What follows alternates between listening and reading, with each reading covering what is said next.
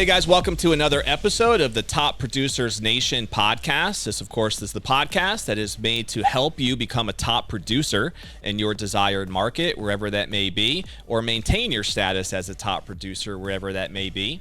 If you're a broker and a team leader and you want to develop more top producers in your team, you can do that through a lot of the principles taken from this show and from our interviews, as well as our online resources.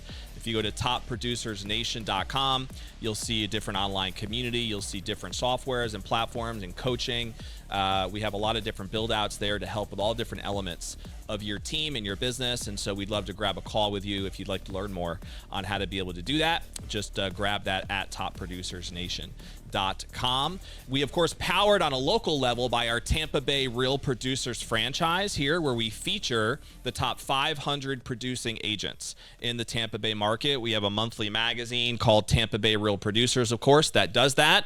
And we host over 40 events a year with some of those top producers here in our local market. One of which is our guest right now in studio, who was in our featured agent category. I believe it was September, I want to say, was our month that we had you in. Is that right? I believe so. September of this year. Yeah. Kelly Ackley is in-house. How are you, Kelly? Hello. It's so happy to be here. I'm glad to have you on the show. Yeah. I know that I met Kelly really for the first time on a yacht recently. Yeah, I know. So we had a fun MVP sunset. Social event where we brought Kelly on and had other top producers there, and it was cool to hang out with you that evening, and we talked about you getting here in studio, and now here you are. Here I am. Amazing how that works out. So that was a great get-together. Good job. I'm glad you had fun with it. Yeah, no doubt. So let's start a little bit for people who might not know your story at all, didn't get a chance to check it out yet, which, by the way, you can go to TampaBayRealProducers.com to find Kelly's story and be able to check it out there. But did you grow up in Tampa? If not, how'd you get here? And how'd you get yourself interested in real estate? It's a funny story, right? It's a funny story, but grew up down on the beaches, originally northeastern Ohio, vacationed every summer as a child, Indian Rocks Beach, moved down here at 12. The beaches of northeastern Ohio? Is there such a thing? No. I mean, there's Lake Erie, believe me, and that just brings snow, not sunshine, and gray skies. So yeah, we came down to Indian Rocks Beach and summered. So we moved down here when I was 12. I grew up down on the beaches and in the area, moved to Tarpon Springs.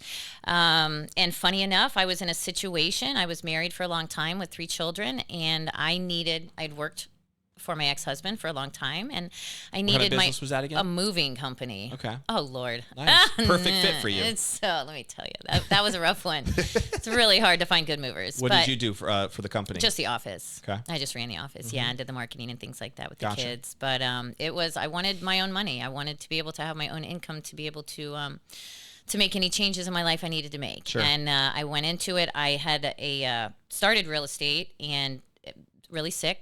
Ended up with Lyme disease.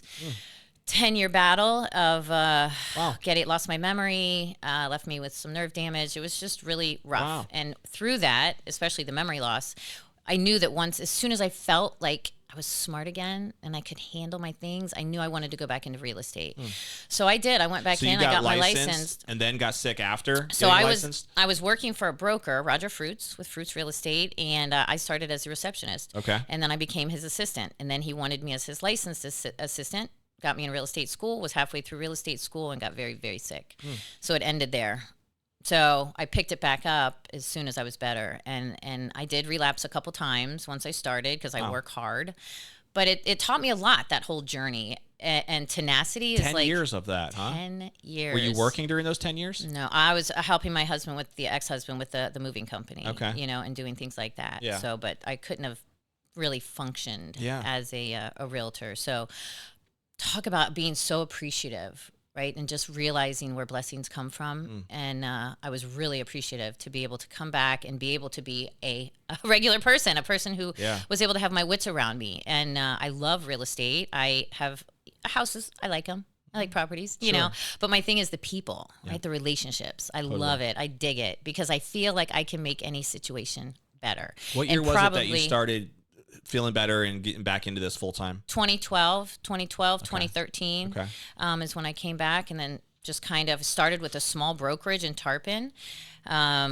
Got my first lead, closed a deal within 6 weeks, and ended up making $70,000 that first year with no experience in a small brokerage. But I just hustle, tenacity and hustle. Those are like Really important. Good qualities in any business. I don't care what you're doing. Right? Yeah. Absolutely. And it's such a relationship-based business. These are stressful times people are going through. Yep. And that's my thing. I like to help there. So, well, you've been in the business now long enough now that you've seen different markets like ebb and flow, and you've seen the crazy boom of 2021, and you've seen a different market we're in now, and even going back to 2013 and so forth. Yeah. And so when you think about your journey so far, you mentioned off camera that your best year ever is this year, I think. Absolutely. Right? 2025, which is amazing and great to hear. A lot of agents are struggling or, seeing differences, I would say, in their market, in their business this year compared to others. Yeah. Give me a little snapshot on has the business just kind of gradually grown over the years, or has it been a little bit more of a roller coaster experience? Well, it's been both. I do a lot on my own, so I get really, really busy, right? And then the lead generation doesn't always happen. But what I've been able to do is right now, all of my business comes from repeat and referrals. Okay. I don't buy leads. It's just building those relationships that started. Yep. It's also a personal thing because when I was married and children were younger, it was really hard for me to work as hard as I wanted to. I wanted to be there for my family and my kids, and it was a different thing. So about 4 years ago, my daughter's 21 now, my youngest. So it gave me the opportunity to just do everything that I wanted to do. All of the ideas that I had in my head to improve my business and to improve my care of clients, I was able to put forth. And I think that's really what happened. And it was a thing for me. In 2020, I left my ex-husband and I was in Tarpon. My first 10 years of business, first 8 years of business was in Tarpon Springs. That was my sphere. Yep. And even though I grew up down at the beaches, as soon as I left him, I came back down to Clearwater Beach and Sand Key. And that's where I live now. Well, I lived in Indian Rocks Beach first, but I had to regrow that network. And it took me about 5 years to really get in and know, because we need to know what's happening in the neighborhood. We need to know who's mad at who and who likes who and whose daughter's getting divorced. And that's what realtor's job is figure out the gossip and be able to serve the community at the highest levels. Exactly. Right? And see where I fit best. And that's really, it took some time. So time is really the solver of so many issues that people don't realize if we just sit a little bit and keep working. I really try to I live in a lot of faith. I put one foot in front of the other on a consistent basis and just try to do the best I can. And I go over and above. I know people tell me that for my clients, but why not? Yeah, why not? No, first of all, my deal is to get the deal closed, right? We all want to win. Sure. But if there's extra things, I helped to move someone packed 12 hours yesterday at a house, to get them gone. A broken toe to speak and to a broken toe. Yes, I wasn't going to tell her that. I felt so bad. So if she's watching this podcast, I'm sorry, Kelly. It's okay. It's fine. It's taped up. That's how committed she is to serving you. Whatever. Yeah. Her name's what? Her name is Kelly too. Kelly too. She's there, broken toe and all, just to make sure she provides the goods. So that's exciting. But it's taking care of people. So let's talk about. You said Sand Key is an area now. Sand Key is where I live now. So it sounds like your kind of philosophy in terms of how you built your business has been revolved around farming in specific areas, right? Yeah, absolutely. The farming, I have Bel Air farmed, but really it's me. It's if the realtors really need to just build relationships with people. And, and where you live, it seems like your personal network. Obviously, you're serving your community by living in the community and wanting to get involved in the community. Chambers of commerces are really important. Any kind of volunteer work that you can do. After the storms, living down on the beach, that was a big one. First 3 months of my job was not selling real estate. It was rescuing people, helping people. What can I do? It wasn't thinking, I had an agent at that point who's thinking, wow, we're not really making any money. And I said, but that's not what it's about right now. Right. What it's about, the way that we build business is we have people trust us because they know that we're doing the best for them. And that's not about the money. It's not about the commission. That has to be the side piece. So you had asked me how many deals I'd done this year, right? I don't count. I don't even, you're not tracking that. No, yeah. I just, when it comes to me, I've been very blessed, especially this last year or two of things coming to me. And, I just got to say, it's taking care of your people. Totally. So walk us through a little bit of how you approach that. So when you think about your process and how you serve your customers at the highest level, where does that normally start? Is it when you first meet somebody, certain expectations that you think you're shaping in the very beginning? Are there certain things you're doing during the flow? All these deals all kinds of things happen during these processes, right? Yeah. So your ability to communicate with them when things are happening, I'm sure, is a huge part of this. Absolutely. But do you have anything that's intentionally planned into your process that you know has been helpful in having that retention, that loyalty, and obviously having that turn into an eventual referral? I mean, for me, it's just pain and pleasure. That's a simple thing for me. Every time that I meet someone, what is their pain point? What is their pleasure point? And how can I help with either? You know, so I don't, business isn't what comes out first. I don't think ever. I think just me and my personality and how I'm communicating with them and listening. You've got to listen. But I know my facts. I know my numbers. I know my market. I know my area. And that's important. You need to know those things. You really need to, you know, I can walk in and be really nice and really friendly and tell them I'm going to do what I'm going to do, but I need to have something to back it up. Sure. Social media, internet marketing, that has been very big for me. Video walkthroughs have been phenomenal. And agents, you need to start doing them. I'm telling you, it is. So now we know that the first 10 most beautiful pictures in your whole camera roll for the listing need to be put first. Everybody has a short attention span. If you don't catch them in those first 10 pictures, they're swiping on to the next house on Zillow or Realtor.com. So what happened to me, I'm a symmetry. I like order. That doesn't do order. You can't tell how the house is laid out. So what I do now is I do video walkthroughs. So I will, you know, have a videographer show up with a camera and a microphone, and I walk through the house and talk about it. So they get the flow. And it's so much more about telling the people the experience of living not only in the house but in the area. You can see it's a 5-bedroom, you know, 4-bath house, 4,500 square feet on the water. You can see those things. I want to teach people what it's like to live there. And when I explain that to my clients, I think that they see the vision a little bit more than, you know, maybe it's something a little bit different and out of the box. What percentage of your business, Kelly, is circled around Sand Key or that local geographic area?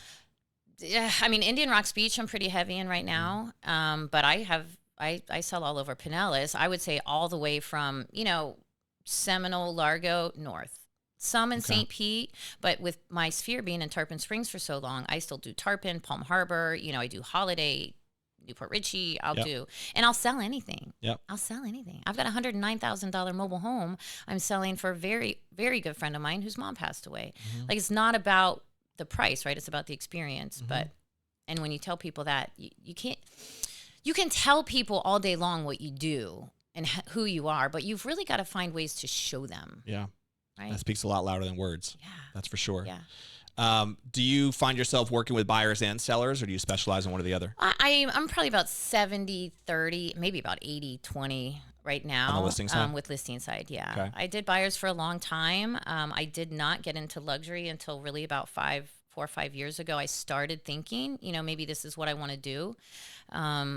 I enjoy it. I enjoy the clients. I enjoy the houses. You know, it's a little bit more work and it's a lot more marketing money. Yep. Right. But it's just something Hopefully the I enjoy. return is better as well. Absolutely. Yeah. And then I'm still selling whatever I need to. But buyers come to me, you know, if they've known me or if I've sold to them before. I did have a buyer's agent with me, and that's been my hardest thing, is finding leverage, finding people that work like I do. Do you still have a buyer's agent? Or I no? do not. Okay. I do not. So your focus is really on your brokerage isn't necessarily the brand that's being promoted, right? Yeah. Like, you're promoting Kelly Ackley as the brand. Absolutely. Premier Sotheby's, I'm sure, provides some software programs and things to support you. Yeah. I mean, they are global. So Yeah. Premier Sotheby's, to be able to walk in and say the word Sotheby's, it does matter, especially with high-end. And there is a luxury reputation there for sure. Absolutely. Yeah. Absolutely. And then I have people that, you know, I just listed a $229,000 home for a past client that I sold 6 years ago. Can you sell this? Yeah. You have the Sotheby's name. Of course I can, because it's me. It's me. Sotheby's is amazing at supporting me. They've got amazing exposure and marketing material. And my broker, Kathleen Ogilvy, is incredible. Amazing. Shout out to you, Kathy. Kathleen, she's made all the difference. She has made a big difference. She told me I was going to have a $10 million year, and now I'm, you know, a little bit more than halfway through, and I hit 10 million. So that's awesome. And it's not even over yet. The sky is the limit. Right? The sky is the limit, Honestly. Kelly, for sure. So I love that. So we've been touched on a couple of different things so far. We talked about some luxury focus just recently. Obviously, we've talked about farming and how that has worked for you. So have you always had the mindset that you weren't going to necessarily invest in like a bunch of lead sources and lead flow, and you wanted it to grow kind of organically from the beginning?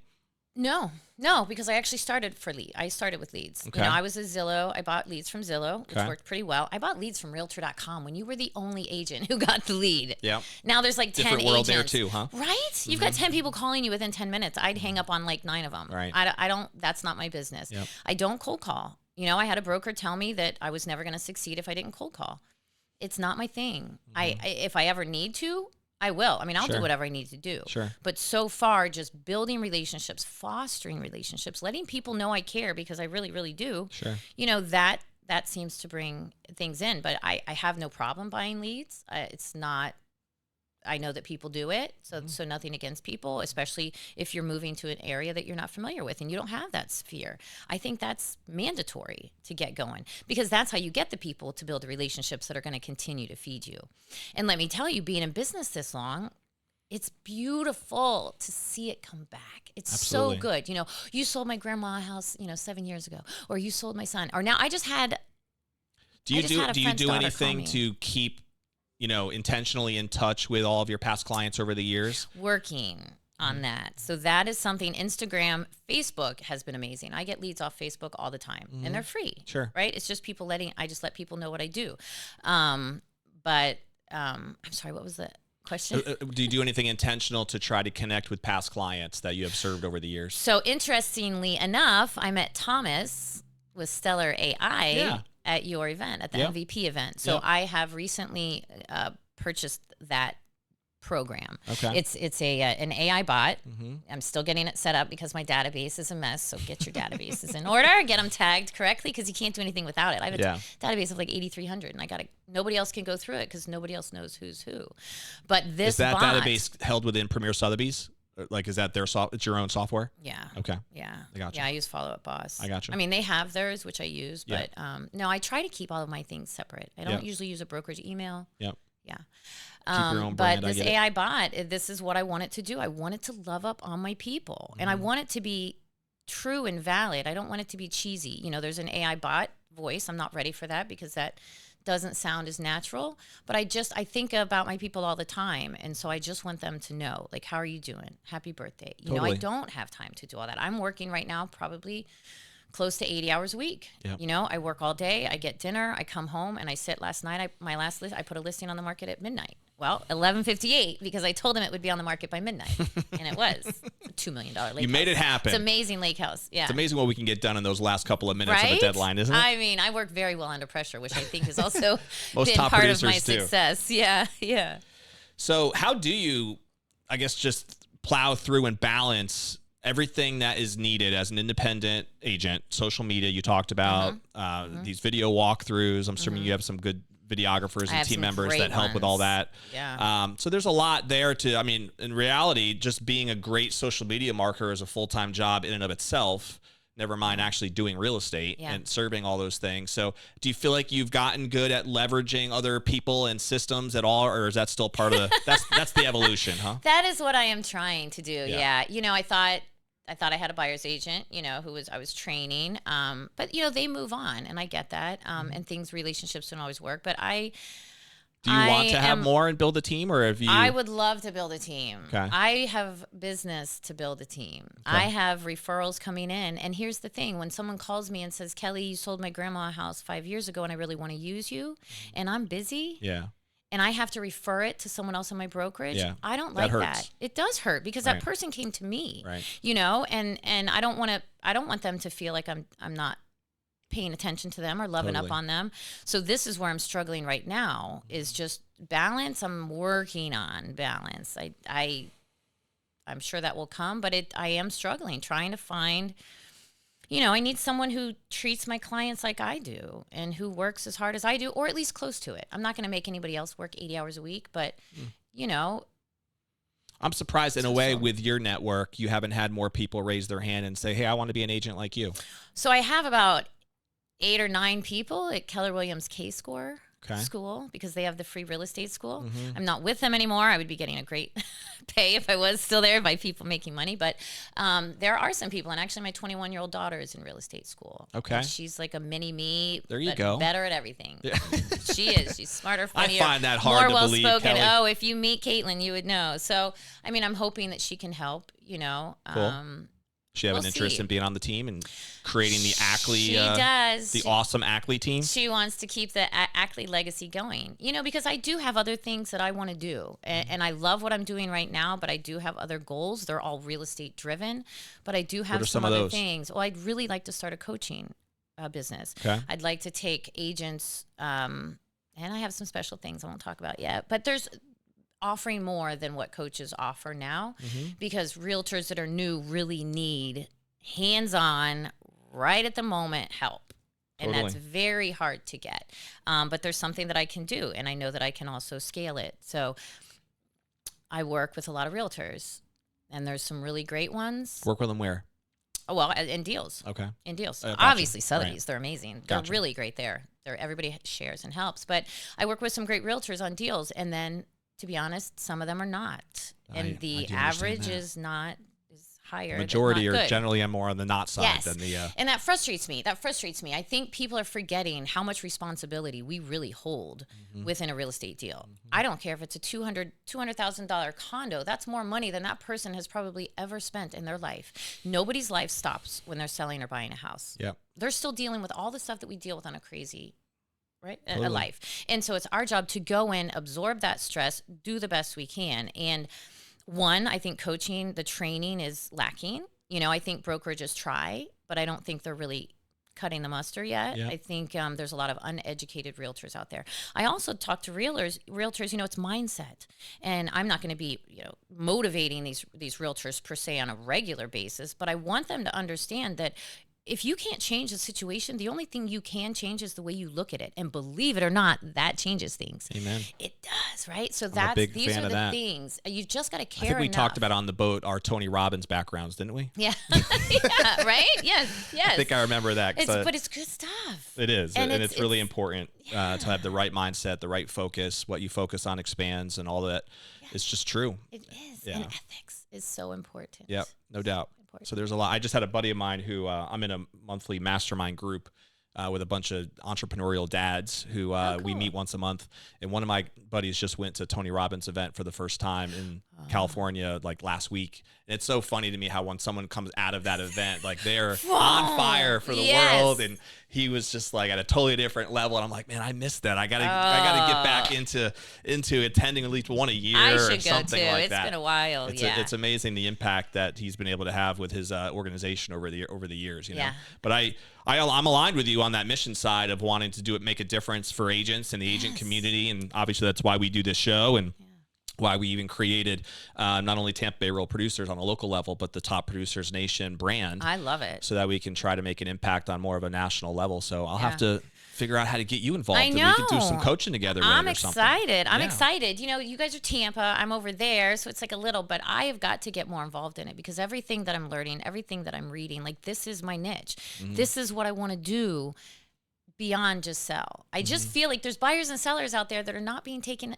care of the right way. Totally. And you hear horror stories that's for sure. all the time. Hey guys, just a quick second here. If you're an agent who knows that you want to be featured as a top producer here on the podcast and would love some support in helping you grow your business so that you can be a top producer in your desired market, you can see what resources and programs we have in store to help you at topproducersnation.com. That is where you'll be invited to register for a webinar and where you can get access to the different programs and courses and different opportunities that we have in store for you at topproducersnation.com. You can also join our online community by going to join.topproducersnation.com to be able to join our online community and learn more about being a top producer. If you are a broker or a team leader who would like help in producing more top producers on your team, we invite you to do the same thing. Our programs are made specifically to help you as well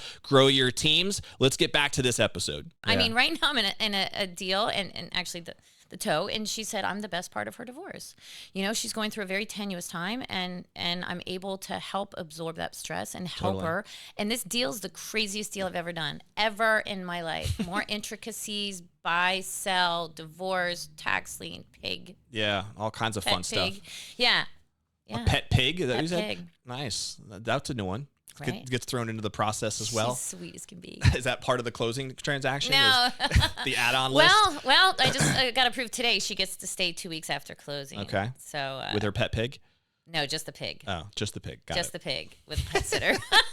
My client's going on vacation, so we had to find a place to keep the pig for 2 weeks. So it's interesting that you talk about this, though, because I think there is a certain mindset I think it takes to be a top producer and how to serve people at the highest levels. And it really is a consultant mindset rather than a commission sales mindset. And a lot of the top agents, I think, thankfully, from my experience anyway, have that consultant mindset and attitude. And they really, like you said, are great listeners, and they really dig in deeper to what really matters with their buyers and sellers. And I think most agents don't really get that. Yeah. Right? They still view real estate as more of a sales model. Yeah. And there obviously are sales components and sales skills needed to position yourself properly. But my experience is there's a difference between the sales mindset and the consulting mindset. Yeah. It's a huge difference. Yeah. I mean, that's the thing is, if you're just looking for commission, it's going to come out. It was probably 8 years in real estate before I realized I was a salesperson. Right. I'm like, wait, I don't push. You know Right. what? You tell me what you want, and I'm going to do my darndest to get it for you the best way so that we can all get a win. Yeah. And I've found that I'm really good at absorbing stress from clients. They can dump it all on me, and it just falls off. Yeah, I don't keep it, and so it makes them feel good. They can just get it off their it off does, their chest. and they should. And there's a lot of that. These are big issues, right? Emotional issues going on. So I do a lot of hot yoga to burn off my stress, but that's helpful too. Yeah. Is there a certain type of client that you found that you tend to attract or connect with? I know you already talked about some of your luxury experiences recently, but you also serve people of all different types, it sounds like. Yeah, all different types. Is there a particular niche at all that you've served really well? I mean, I've kind of served them all. Yeah. Again, I go in, I have turned down some deals before. But I usually don't, because they usually come to me. The people already know who I am and know what I do. Right. That referral and repeat business is so valuable. It's a huge part of the process. And I appreciate it. It is like the biggest compliment. Yeah. Do you know what I mean? When they remember you, and I mean, I worked with a client who the deal didn't even get done. We didn't even get the deal finished. He backed out. It was a bad condo. 5 years later, he looked me up and he's like, Kelly, I couldn't remember your last name, but I knew it was Kelly, and I knew you were a realtor and where you were. And we closed on a townhouse for him not too long ago. And how sweet for him to remember me and to come back. Even you made a good impression there for sure. Yeah, and that's like, I'm trying to think, is it ego that I do so well at this? But it makes me feel good, and that's, I think, why I do real estate. So I don't know if it's a bad thing. Well, it's the connection or a good element, thing. I think. And you obviously are talented when it comes to your ability to be a good listener, as you said, and connect. Even when I met you, even on the yacht, like we were able to connect on the Tony Robbins thing. I found in general, there's always a topic that you can connect with people about. Yes. And it's just that ability to find out what that topic can be. Yeah, right? For us, it was also coaching and being able to figure out like how we can make a difference in the real estate community. We both vibed on that for a while. Yeah. I was going to ask you about, like, since referrals has been a big part of your business, like, what about like the review side, whether those are Google reviews or other things? Is that an intentional focus for you? Absolutely. Okay. Absolutely. Every time I have a closing, I send for reviews. And I do Google. I mean, I have all the different kinds, but Google for me is the most powerful. And then those can, of course, be shared. But like Sotheby's has a testimonial tree. I make sure when I do my listing package, I make sure that there's information in there on me. Not just how I'm going to market your home, but here's what I've done, and here's why I'll do it. My and here's story, how I'll my do family, my commitments, that kind of thing. It's important. Yeah. I don't know if everybody does it like me. I don't know, but not everybody's probably a relationship. Everybody's got different ways they come in at it. But for me, it's just been a beautiful way to build relationships with people, feel like I'm doing the right thing. And it's a challenge, and I love a challenge. I mean, have you ever considered doing like an annual client appreciation event or something? I have. Do you do those? I do not. I've done one, and it has been a long time since I've done it. So it is something. And that's where I'm struggling right now. I need time, right? I need some help. Don, I need some help.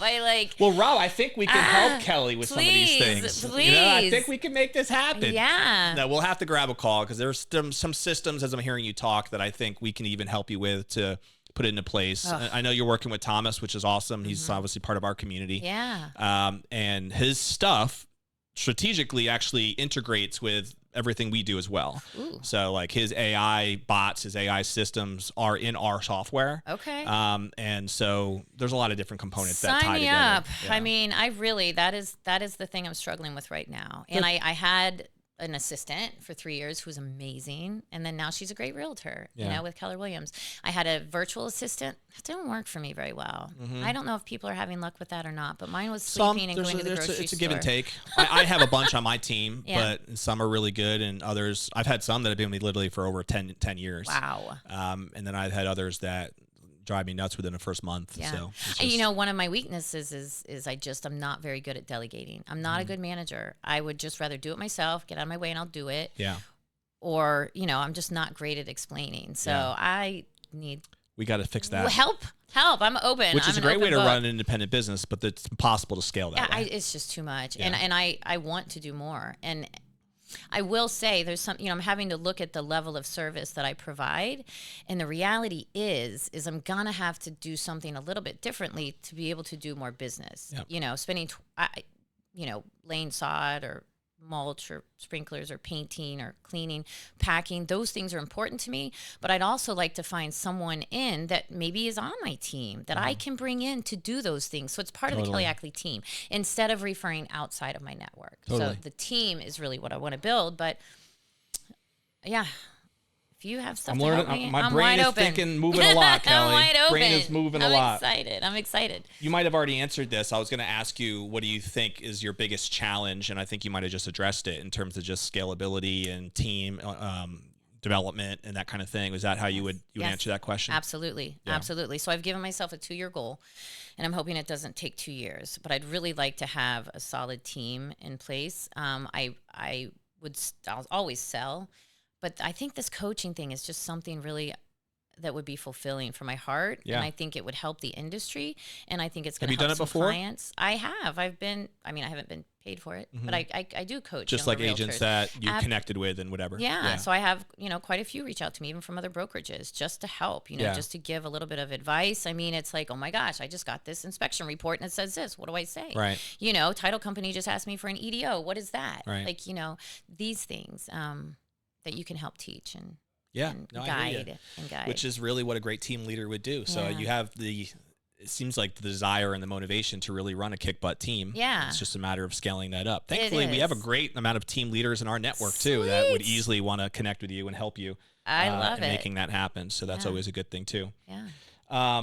All right, a couple quick things on the personal side. Man, it's already time flies when you're having fun, doesn't it? Time goes fast. Yeah, it goes slow when you're not. I know. This was quick. It's odd that it's the same time.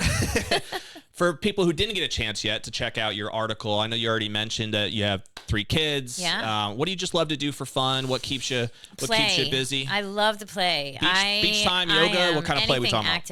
Anything active. I am basically a 12-year-old girl still. And I'm actually a tomboy. So nice. I mean, I love to bike. I have an e-bike that I ride like I'm Indiana Jones. I mean, I'm jumping. This is probably how I hurt what I have going on right now. We didn't talk about it on camera, but she's gone. You can't even tell that Kelly's in like pain right now.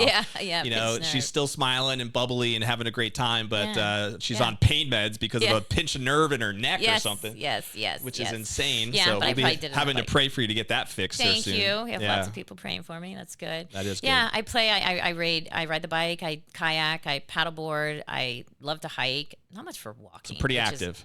Very active. Anything that I can do. I'll climb a tree. I mean, I just climb a tree. Honestly, I just want to play. Are you a water gal? Do you like going out in the water? Water, absolutely, which is why I don't like when it gets cold. Yeah. And I know nobody else thinks this is cold. Well, you're in the right state. But when the water's too cold to get into it without a wetsuit, I used to surf. I haven't surfed in a while. Do you like but sports? I mean, I love sports. So my first career, I wanted to be a sports journalist. Yeah. But back then, I'm 52 wanted to be a sports back then. agent. That was my first goal. Yeah. That's pretty cool. I didn't want to go to law school though, so that kind of fell off the map. Yeah, that's a big one. Yeah. No, I love sports. Football. Is that your favorite? Hockey. Football? Football is my favorite. Basketball is second. Maybe baseball is second. Then Your Bucks gal? Absolutely. Of course. Absolutely. They're Bucks looking good gal, this year. Rays. I know. Real I'm so good. proud. Yeah. Baker Mayfield, I wasn't sure about him when he first came on. I just He's felt won like over he was the town. too confident and he held the ball too long and he kept getting sacked that first year. He's got a strong arm and he's a leader, you can tell. He They is. love him. And he was so emotional, I think. I think he wasn't able to really manage those emotions. And so I'd like to know, I think he's been other places and not done well. Yeah. So he obviously had someone or something, a system, a mentor that came into his life to make him who he is today. Because there's been a pretty drastic change if you look at his past behavior with other teams to who he is right now. I know he's pretty bold with his faith now, and I think that might have been an influence of his wife, because I don't remember how long they've been married, but I don't think it's been that long. No, and they have I think it's a young daughter. Yeah. 'Cause I saw a video of her running on the field and going after her dad there on the field, which was cute. I know. But even going back to his rookie year in Cleveland, he, like you said, he was definitely saying a lot of wild things and kind of out of the box with some of the attitude stuff. Yeah. But he had some really good games in that rookie season. Did. I think they just gave up on him way too soon. Yeah. And then he never really got a ton of opportunity in Carolina for a while with the Panthers. He was kind of a meddling backup, and then eventually got a couple games to start. But Tampa gave him a shot after Brady retired to shine, and he's definitely he has grown, salvaged into it. Yeah. But he's matured, and that's really what it is, I think. And faith, you mentioned faith. I live in a lot of faith, and that is. Where do you go to church? Gulf Coast. I just started going to Gulf Coast. So I grew up at the First Baptist Church of Indian Rocks. My mom worked there for 15 years, Southern Baptist. Oh, we talked about that too. That's where Hulk Hogan and Sky went, right? I know. Yeah, we used to see them at church. Yeah. So. Were you friends with them?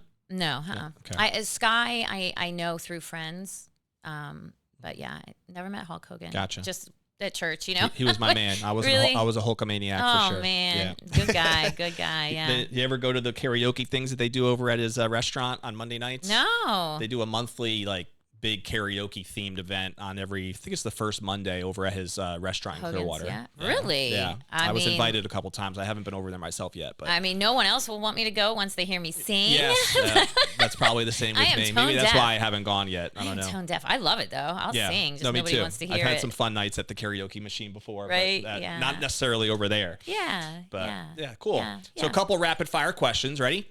Ready. What's a favorite book or author, seminar? Brave New World. Brave New World. Aldous Huxley. Who wrote that? Aldous Huxley. Okay, I have not read it. It is incredible, and I've heard of it. It's a very good book. I read it in high school, and I've reread it. I actually just saw it this morning. I keep it around all the time. There's some lessons in there. Good. Very practical. Practical. It's basically the government taking over, acting like it's a nice thing that they're helping. So it's a fiction book? Mm-hmm. It's a fiction with probably nonfiction realities to it as well? Yeah. But Brave New World. Okay. Yeah, cool. it's a classic. Do you have a favorite movie, TV show? So I really like crime documentaries. Do you? So yeah, I'm watching Court Cam and Interrogation Raw right now. That's funny. I know, and I don't even like the fake stuff. I just like the real stuff. I love documentaries. So I actually do too. I don't watch it that much, but when I do, I get really into it. Yeah, I'm like 10:30 at night usually. They grab my attention. Till midnight is my TV time. Yeah. Otherwise, it's just music. I listen to music all day. I'm usually just watching sports. Like I watch a live game almost every night, because it goes from baseball season to football season to basketball season. So all three of those I'm a fan of all three of those. It's beautiful. Yeah. I mean, that's why the only reason I don't have a lot of time to watch other things. Yeah, the only reason I have cable is for sports. Right. NFL Network, because when it's off season, I can watch games still, which I love, because you miss games throughout. I can't watch every game, even with an NFL ticket. So on the off season, then I can watch NFL Network and catch up on the games I missed, or the reruns. Yeah. Or I just got the Roku with the YouTube TV subscription that does all the magic you need right there. It's got it all. There's so many different things out there. All these apps. Too many. I'm trying to keep up. I stick with Kelly. Hulu. Hulu's my favorite. Too many different things is the truth. Yeah. Absolutely. Yeah. If you had had the opportunity to go to one place in the world, where would it be? Ireland.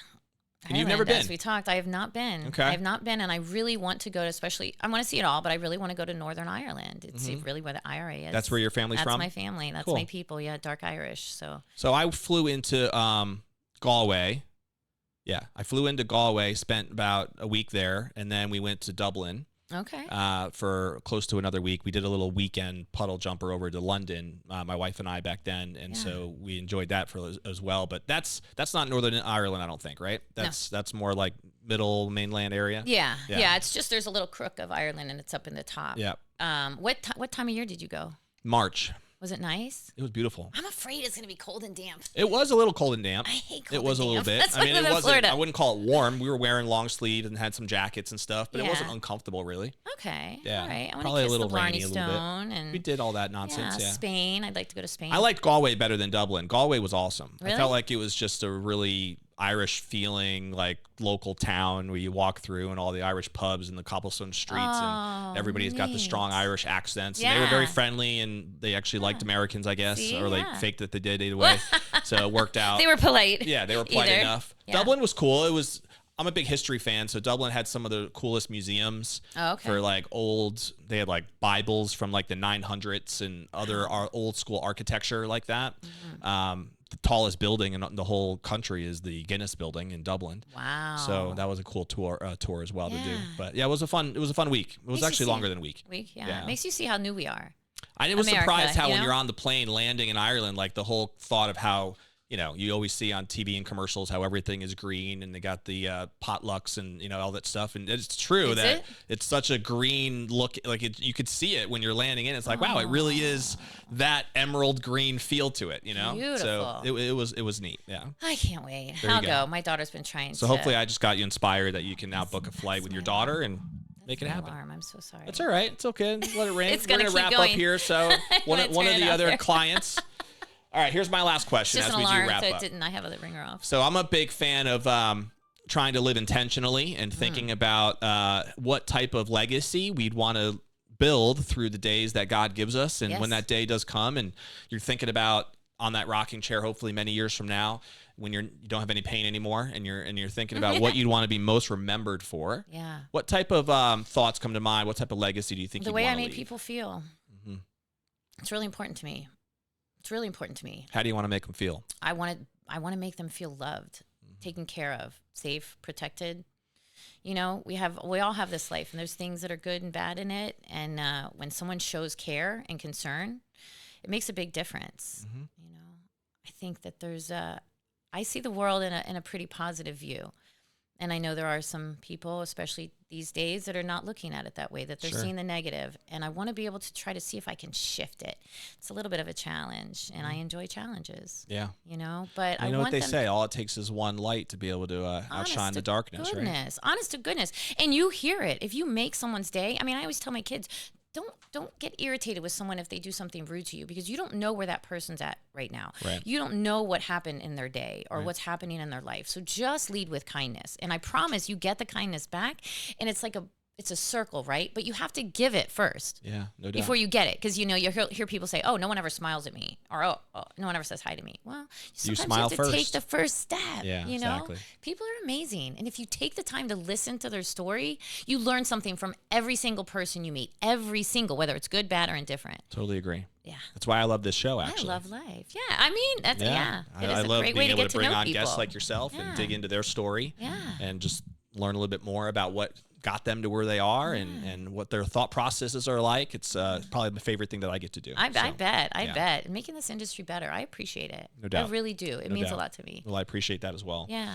But we'll put a bow on this episode with a call to the audience to take action on at least one thing that you heard us talk about today on the show. We're big believers that if you take the time to listen to this episode, whether you're on any of the 15 plus podcast platforms that we distribute to, or you're watching live on YouTube or in any of our other channels, what is one thing that you can do based on this conversation that can help propel you forward personally and professionally?